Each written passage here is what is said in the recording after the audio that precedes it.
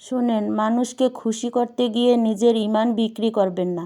কারো কাছে নিজেকে প্রমাণ করার দরকার নেই। তুমি কার জন্য বাঁচো, মানুষ না আল্লাহ? মানুষ আজ প্রশংসা করবে, কাল সমালোচনা করবে, কিন্তু আল্লাহ দেখেন তোমার নিয়ত, তোমার আমল, তোমার সততা।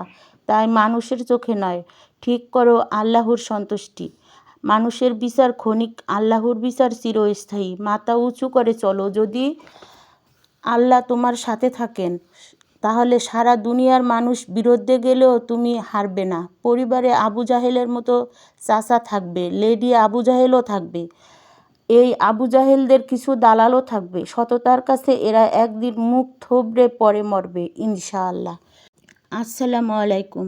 আশা রাখি আপনারা ভালো আছেন। আলহামদুলিল্লাহ, আমিও ভালো আছি। আজ বেড়াতে গেলাম আমার ভাসুরের মেয়ের বাড়িতে। ওখানে কি কি রান্না করছে আপনাদের সঙ্গে শেয়ার করি। ভিডিওটা ভালো লাগলে একটা লাইক, কমেন্ট, শেয়ার করবেন আর সাবস্ক্রাইব করে আমার সাথে থাকবেন।